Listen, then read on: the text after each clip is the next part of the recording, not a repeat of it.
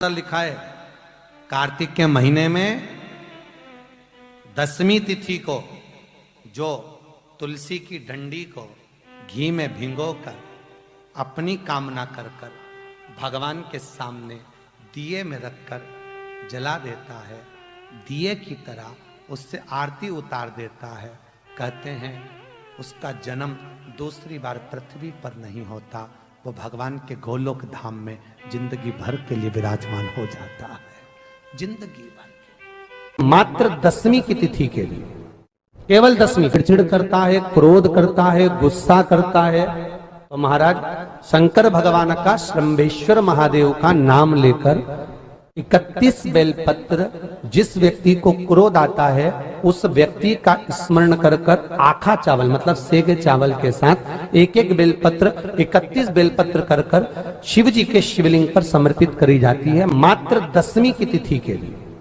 केवल 10वीं, चाहे उजाला की हो चाहे अंधेरे की। कौन से महादेव का नाम लेना है?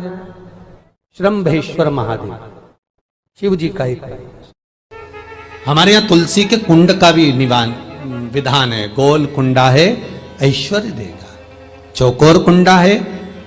आप लोग कई बार देखे होंगे किसी किसी के यहाँ चौकोर तुलसी का क्यारा होता है, कुंडा होता है, वो वंश बढ़ाता है। षडाकृति का है, वो धन देता है, संपदा देता है। दोष हमारा है, हम तुलसी के कुंड के नीचे शंकर जी को रख देते हैं। क्यों? कि यहीं तुलसी जी को पानी चढ़ाएंगे, यहीं शंकर जी को चढ़ा देंगे। दोष है। तुलसी के कुंड के नीचे हम सर्प देव को रख देते हैं, नाग देवता रख देते हैं, पानी चढ़ाएंगे, पात्री रख देते हैं, नहीं, दोष।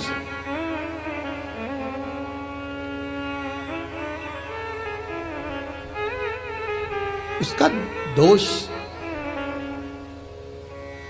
हम सबको स्वयं अगर गलती करते हैं तो स्वयं को भोगना। कैसा कुंड हो, 7 तरह के कुंडों का व्याख्यान तुलसी के रूप में कहा गया है महाराज। पहला गोल, दूसरा चौकोर, तीसरा षडाकृति, चौथा त्रिवेणी, 3 कोने वाला कुंडा। शास्त्र कहता है जिसके मार्ग घर में टुकड़े हो रहे हों, घर विभाजन की ओर हो रहा हो, तो 3 कोण का कुंडा घर में रखकर पूजा करने पर परिवार एक हो जाता है।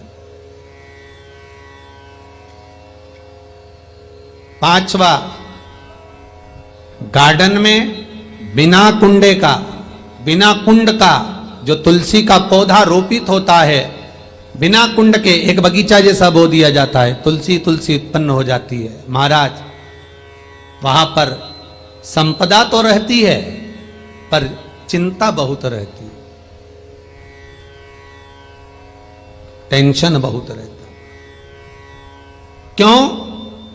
घर के दरवाजे के बाहर इतनी सारी बगीचे में तुलसा कर दी।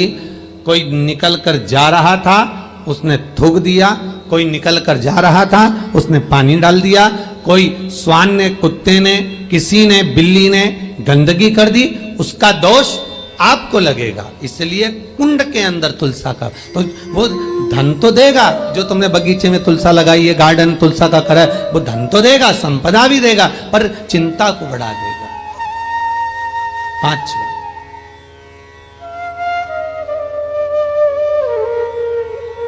महाराज 6ठा, तुलसी के कुंड को 3 धार पर लटका कर रखना। कई जगह पर आपने देखा होगा तुलसी का जो कुंडा होता है उसको 3 जो तार होते हैं, 3 जो चेन होती है, उस पे लटकाया जाता है। महाराज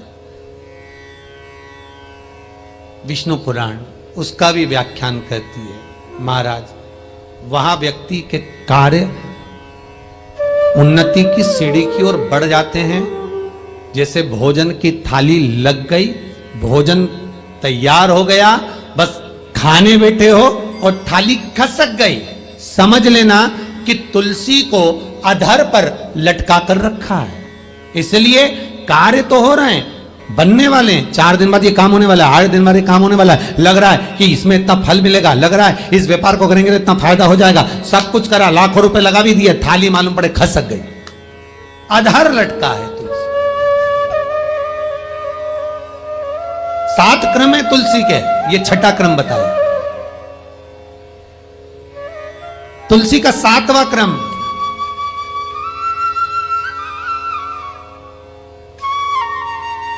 तुलसी का 7वां क्रम है। महाराज, तुलसी का कुंडा जैसा घर के आंगन में है, तुलसी का कुंड जैसे घर के आंगन में विराज रहा है, ऐसा ही छोटा सा कुंड भगवान के लिए रोपित करें। प्रतिदिन भगवान की सेवा करते समय तुलसी का कुंड सम्मुख रखकर उसकी आराधना करना, फिर उस कुंड को वापिस बाहर ले जाकर रखना, फिर दूसरे दिन पूजन के समय पर कुंड को लाकर रखना। हम तो यहां तक कहते हैं, विष्णु पुराण गर्ग संहिता कल्याण का तुलसी अंग यहां तक वर्णन करता है कि आप पूरे साल ये नहीं कर सकते तो कम से कम कार्तिक के महीने में भगवान के सामने तुलसी का छोटा कुंड, चौकोर वाला, गोल नहीं, चौकोर कुंड लाकर भगवान के सामने रखकर छोटा सा कुंड का पूजन कर भगवान के साथ उस कुंड को वापस बाहर विराजमान करें, फिर कल लेकर आए, फिर विराजमान करें। आप पूरे साल नहीं कर सकते। तो चीजें हैं, पहले नंबर पर है नसीब, दूसरे नंबर पर बदनसीब और तीसरे नंबर पर खुश नसीब। जो भी परमात्मा ने आपको दिया वो आपका नसीब है, और परमात्मा ने जो दिया उसके बाद भी आप अगर संतुष्ट नहीं हो वो आपका बदनसीब है। जो मिला उससे भी हम खुश नहीं है तो ये आपकी बदनसीब है। जो मिला उसमें संतुष्टि है, समझ लो आप खुश नसीब हो। परमात्मा ने आपको, कार्तिक महीना प्रारंभ हो रहा है, मेरे शंकर भगवान के दरवाजे पर जाकर, मेरे शिव भगवान के दरवाजे पर जाकर दीपदान जरूर करो, दीप जरूर लगाओ। मंदिर में अगर कोई दिया रखा हुआ है और आप घर से इतनी बड़ी डब्बी ले गए, उसमें घी थी, बत्ती थी, माचिस थी, माचिस, बत्ती और घी डब्बी में तुम लेकर चली गई, दिया लेकर नहीं गई, तुमने दूसरे के रखे हुए दिए में अपनी बत्ती लगाकर आ गई हो, तो तुम हजारों बार बत्ती लगाना, जिसका दिया था उसी के खाते में वो दीप दान जाएगा, तुम्हारे खाते। जब मौका मिल जाए, लगे आपको कि लक्ष्मी की कमी है, कमल गट्टा पानी में डालकर या कमल गट्टा शिव जी पे चढ़ाकर उसका पानी चढ़ा दो, जल चढ़ाते रहिए। हां, बीच बीच में अगर ज्यादा तकलीफ आए तो चंदन, लाल चंदन उसमें डालकर चढ़ाओ। लक्ष्मी की कमी आए, कमल गट्टा डालकर चढ़ाओ। रोग ज्यादा घेर रहा हो तो काली तिल चढ़ाकर चढ़ाओ। और ज्यादा तकलीफ बीच में आ रही हो तो शमी पत्र चढ़ाने के बाद फिर जल चढ़ाओ।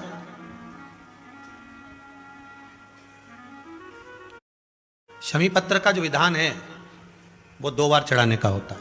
एक बार अगर आप किसी कामना से शमी पत्र चढ़ा रहे हो तो शमी पत्र पहले शिवलिंग के ऊपर चढ़ाया जाता है, उसके बाद जल चढ़ाया जाता है। जब जल चढ़ जाए, दूध चढ़ जाए, पंचामृत स्नान आदि सब हो जाए, उसके बाद आप देवाधिदेव महादेव की जब पूजन करें, अर्चना करें, आराधना करें, शमी पत्र, बेल पत्र फिर समर्पित कर देंगे, फिर पुनः समर्पित कर देंगे। शमी पत्र चढ़ाकर आप जल चढ़ा दो, कभी बेल पत्र चढ़ाने के बाद जल चढ़ा दो। बीच बीच में प्रयोग करते रहना चाहिए। कमल गट्टा, लक्ष्मी जी की जो माला जपी जाती है, लक्ष्मी मंत्र की जो माला जपी जाती है वो कमलगट्टे की माला से जपी जाती है। लक्ष्मी जी को कुबेर की प्रियता के भाव से कमलगट्टा दिया जाता है, और कमल और कमलगट्टे का भाव एक ही होता है। अगर आप कमल का पुष्प भगवान को समर्पित नहीं कर पाते तो कमलगट्टा भी अगर शंकर को चढ़ा रहे हो, कमल के पुष्प का जो बीज होता है, कमल के पुष्प का जो भाव होता है वो कमल गट्टा होता है।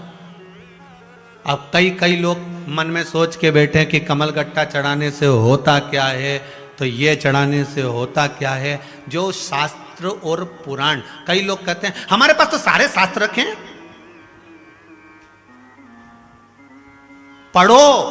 अगर रखे रहने वाली बात दूसरी है, पढ़ना जरूरी है। यमराज की जो धर्म पत्नी है, यमराज की जो धर्म पत्नी है जिसका नाम है धुमोरना, यमराज जिस पर बैठते हैं भैंसा, क्या नाम है उस भैंसे का जिस पे यमराज बैठते हैं? जिस पाड़े पर यमराज बैठते हैं, जिस भैंसे पर यमराज बैठते हैं, उसका नाम क्या है? उसका नाम है पौंड्रक। क्या नाम है? पौंड्रक। तो एक बार धुमोरना ने उस पौंड्रक को देखा, उस भैंसे को देखा कि भैंसा क्या करता है कि यमराज प्राण खींचते हैं और प्राण खींचकर किसी को लेकर जाते हैं और भैंसा उसको खूब त्राड़ देता है, उसको खूब मारता है, सींग से रोनता है, पांव से कुचलता है, उसको परेशान करता जाता है। भैंसा उसको खूब परेशान करता है। पर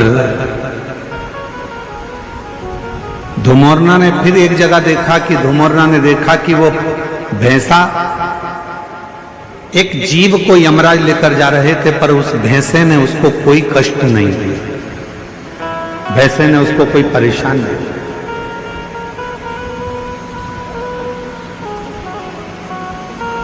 अब किसी को तो भैंसा मारता था और किसी को नहीं मारता था, किसी को कष्ट देता था, किसी को नहीं देता था। धुमोरना के मन में, यमराज की धर्मपत्नी के मन में यह बात अड़, और यमराज की धर्मपत्नी के मन में यह बात अड़ी, और यमराज की धर्मपत्नी ने विचार करा आखिर ये हो क्या रहा।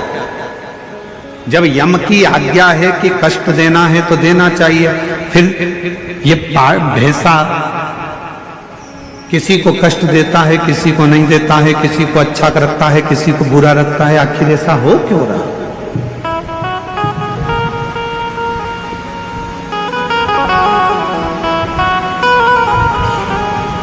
धुमोरना ने भैंसे को बुलाया और भैंसे को बुलाकर धुमोरना ने कहा, क्यों रे पौंड्रक, ये बता कि किसी किसी को यमराज जब खींच कर लेकर जाते हैं, प्राण जब छूटते हैं, तो किसी को तो तू बहुत कष्ट देता है, किसी को तो तू खूब मारता है, कष्ट देता है, परेशान करता है, उसको खूब खूब रोनता है, पांव से भी रोनता है, सींगों से भी रोनता है, किसी किसी को तो बहुत कष्ट देता है।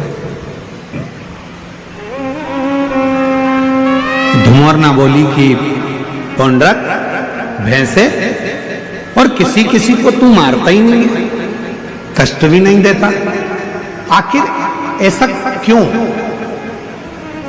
किस लिए? तो भैंसे ने कहा धुमोरना से, माताजी, जब भगवान देवाधिदेव महादेव का रुद्र अवतार हुआ, उनका रुद्र जो अवतार था, क्रोध का जो अवतार था, उस क्रोध के अवतार में मेरा जो जन्म हुआ है, मैं जो भैंसा बनकर पैदा हुआ हूं रुद्र की जंघा से, जब मेरा जन्म हो गया रुद्र की जंघा से, तो मैं समझ नहीं पाया कि मैं कहां जाऊंगा। तब देवाधिदेव महादेव ने कृपा कर कर मुझे यमराज को दे दिया और मैं यमराज का सेवक बन गया। यमराज ने कहा कि तुम यदि मेरे पास में रहोगे तो मेरी आज्ञा का पालन करना पड़ेगा। तो देवाधिदेव महादेव जी ने कहा कि यमराज को मैंने तुम्हें दिया है तो तुम्हें इसकी आज्ञा का पालन करना है, तुम आज्ञा का पालन करो। और यमराज की आज्ञा का पालन धुमोरना से भैंसा कहता है कि मैं करने लगा। पर शिवजी ने मुझे कहा कि ए पौंड्रक, एक बात सुन, तू यमराज का भैंसा जरूर बनेगा, तू यमराज के पास जरूर रहेगा, पर एक काम करना, तुझे मैंने जन्म दिया है, मेरी जंघा से तू उत्पन्न हुआ है। रुद्र कहते हैं यदि कोई संसार का मनुष्य, पशु, पक्षी, जानवर, जलचर, थलचर, कोई मानव, उसके शरीर में अगर शिवलिंग पर चढ़ा हुआ जल, शंकर का चढ़ा हुआ जल यदि उसके शरीर पर कहीं लगा हो या उसके मुख में शंकर का चढ़ा हुआ जल पड़ा हो तो उसे तो त्राण मत देना, उसे कष्ट मत देना, उसको सीधे मार्ग से लेकर, उसको तू त्राण मत देना, उसको तू कष्ट मत देना, उसको तू सीधे मार्ग से लेकर, उसको तू परेशान मत करना। पुंडरक भैंसे ने वचन दे दिया देवाधिदेव महादेव को कि मैं वचन देता हूं रुद्रदेव, ये मेरा वचन है, जिसके मुख में शिव। मां सती दरवाजे पर माला लेकर पहुंची और बाबा देवाधिदेव महादेव को समर्पित किया। जब माला भगवान शिव को समर्पित करी, भगवान नारायण, भगवान ब्रह्मा, इंद्र, गरुण, वरुण सब देख रहे हैं। अब देखना यह है, पाषाण की मूर्ति है, शिल्पियों ने बनाई है, पत्थर की मूर्ति पर माला चढ़ाई है। अब देखना यह है कि इसमें से शिव प्रकट होते हैं कि नहीं होते हैं। देखना यह है कि भगवान शंकर इसमें से प्रकट हो रहे हैं कि नहीं हो रहे हैं। इसमें से भगवान शिव आएंगे कि नहीं आएंगे, देखना तो ये, समझना तो ये। पिला दी माला, भगवान शंकर के गले में माला पिलाई, और जैसे ही शिव जी के गले में माला आई,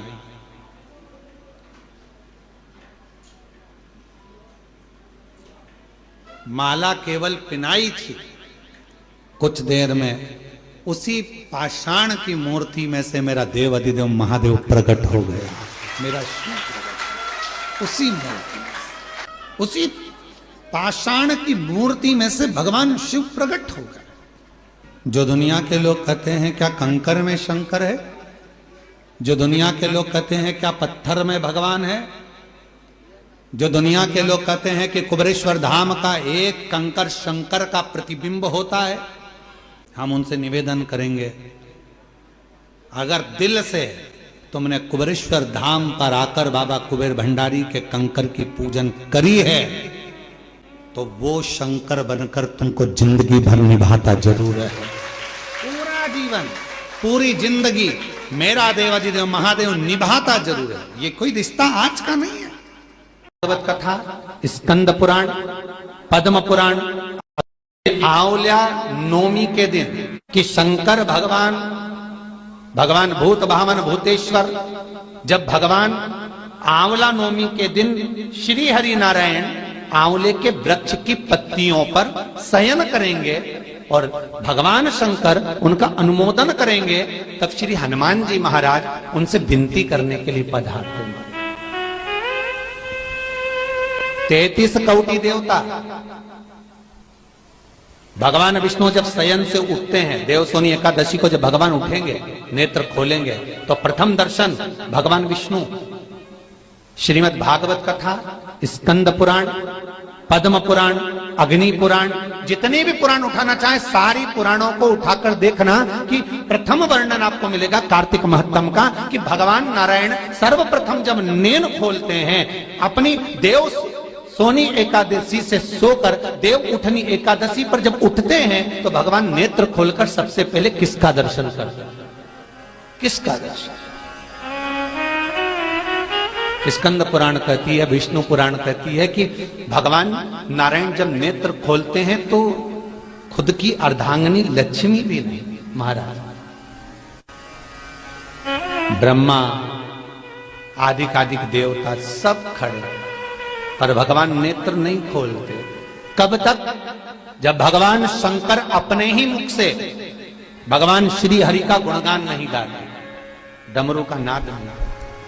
आंवला नवमी का आप लोग साधना करते होंगे। जब कार्तिक के महीने में आंवला नवमी का व्रत आता है, तो जो उपास नहीं भी रखते हो, जो पूजन नहीं भी करते हो, उनसे मेरा निवेदन है कि स्कंद पुराण में कार्तिकेय के पावन चरित्र में, स्कंद पुराण में स्पष्ट किया गया, और कल्याण का कार्तिक खंड पढ़िएगा, कभी योग लगे तो गीता प्रेस गोरखपुर का कार्तिक खंड पढ़िए, आप पढ़ेंगे तो उसमें मिलेगा आपको कि आंवला नवमी के दिन आंवले के पेड़ के नीचे घी का दिया लगाकर मध्याह्न से पहले, दोपहर के 12 बजे से पहले आंवले के पेड़ के नीचे आंवला नवमी के दिन कार्तिक के महीने में स्कंद पुराण कहती है, जो घी का दिया लगाकर पूजन कर कर अपना पल्लू पसार कर आंवले के वृक्ष की डाली में से उस पे लगी हुई थोड़ी सी छाल को अपनी अंगूठे और चीटी उंगली से अपने पल्लू में गिराकर ले जाकर लाल कपड़े में हल्दी के साथ अपनी तिजोरी में अलमारी में रख लेता है। उसके घर में कभी बरकत की कमी नहीं होती, उसके घर में कभी संपदा की कमी नहीं होती, उसके घर में धन वैभव सत्ता बढ़ती है, बढ़ती है। आंवला नवमी की कथा में एक प्रसंग आता है। आंवला नवमी का पूजन आपको करना आता है, व्रत करने वाली माताएं व्रत करती है, आंवले के पेड़ के नीचे जाकर पूजन करना, भोजन करना, आंवले का वृक्ष की छाया में बैठना, उस दिन किसी को अपशब्द ना कहना, आंवले की पूजन कर कर अपनी झोली को पसार कर चीटी उंगली और अंगूठे से आंवले की छाल को थोड़ा सा पल्लू में गिरा लेना, उस छाल को ले जाकर अपनी बरकत में, अपनी अलमारी में, अपनी तिजोरी में रख देना। यह आंवला नवमी की पूजन का विधान है, संपदा के। एक बहुत अच्छा समय रात्रि के 9:15 का एक समय होता है। जिस व्यक्ति का रोग बीमारी समाप्त नहीं हो रही हो, हॉस्पिटल में पड़ा हुआ है, कोई बहुत भारी बीमारी में ग्रसित है, छूट ही नहीं पा रहा, तो रात्रि को 9:15 पर किसी भी दिन शंकर भगवान के शिवलिंग का, जो तुम्हारे घर में शंकर जी विराजमान हो उसका, या शंकर जी के मंदिर में जाकर शंकर जी का थोड़ा सा जल, उसमें थोड़ा सा आंवला पड़ा हुआ, मतलब आंवले के पानी से शंकर का अभिषेक पूजन कर लीजिए। उसका नाम लेकर कर लो जो रोग से ग्रसित हो। 1 दिन 2 दिन 3 दिन करोगे, वो हॉस्पिटल से छुट्टी करके आ जाएगा, उसका रोग समाप्त हो।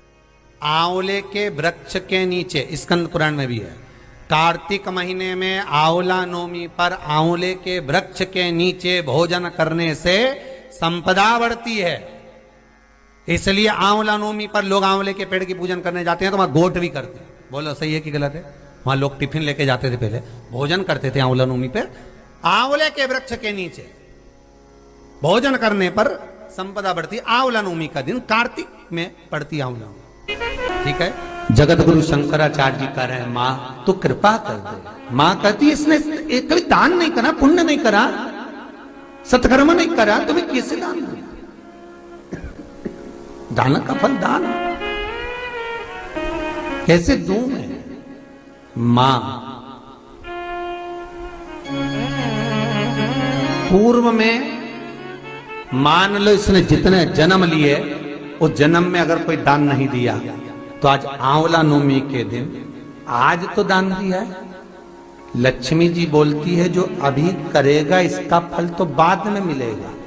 जगत गुरु शंकराचार्य जी कहते हैं, मां मैं आपसे केवल इतना सा मांगना चाहता हूं, इस कली काल में आप मुझे वर दे दो कि एक दिन ऐसा हो आंवला नवमी का जिस दिन जो दिया जाता है उसका फल जीते जी ही मिल जाए, बस इतनी कृपा कर। जगत गुरु शंकराचार्य जी के शब्द देखिए। गौदान करा उसका फल बाद में मिलेगा, कुछ दान करा उसका फल बाद में, पर आंवला नवमी के दिन अगर आपने कुछ दान दिया है, आंवला नवमी के दिन अगर आपने दान किया है, उसका फल जगत गुरु शंकराचार्य जी माता लक्ष्मी से कहते आज की आज मिलना चाहिए। उसका फल हमें इसी पृथ्वी पर रहते रहते इस साह शरीर में मिलना चाहिए।